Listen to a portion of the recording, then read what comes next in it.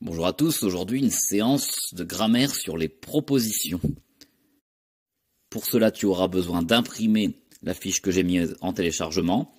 Si tu n'as pas la possibilité de l'imprimer, il va falloir que tu recopies tout simplement les phrases dans ton cahier. Et comme d'habitude, ce logo apparaîtra quand il faudra mettre la pause.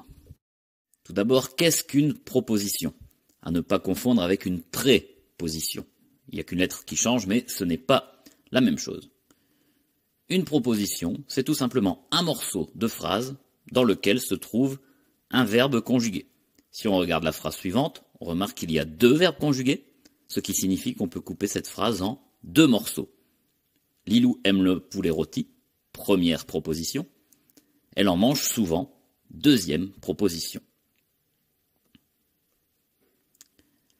On remarque que ce n'est pas très difficile de repérer l'endroit où il faut les séparer, puisque dans ce cas, il y a une virgule.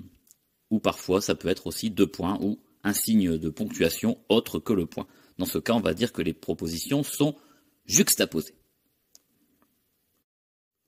À vous de jouer, je vais vous demander de m'entourer les verbes conjugués et de me séparer la phrase en différentes propositions. Il y avait donc deux verbes et la virgule qui nous indiquait où couper la phrase. Vous savez, première proposition, Lina s'ennuie pendant le confinement. Deuxième proposition, on a bien un verbe de chaque côté, séparé par une virgule. Les propositions sont juxtaposées.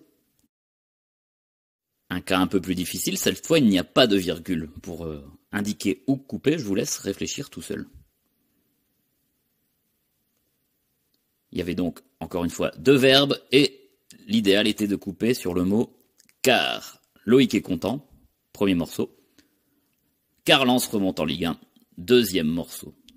Quand on coupe une phrase sur un mot, on dit que ces propositions sont coordonnées. Le mot « car », c'est une conjonction de coordination. Vous avez peut-être déjà entendu cette fameuse phrase « mais où est donc ornicar ?»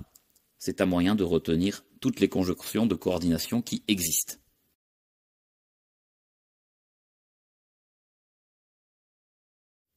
Allez, une phrase un peu plus difficile, je vais te demander de mettre la pause et de trouver d'abord tous les verbes conjugués. Il y en avait donc 3, ce qui signifie qu'on doit couper cette phrase en 3 morceaux. Je te laisse faire couper cette phrase en 3 morceaux. Il y avait donc une virgule qui indiquait des propositions juxtaposées, ça c'était facile, et il fallait repérer ce petit mot, et qui est une conjonction de coordination qui permet de couper en 3 morceaux. 1. Hugo ouvre son cartable. 2. Il sort sa trousse. 3. Il prend un crayon. Merci d'avoir écouté, à bientôt pour une prochaine vidéo, portez-vous bien.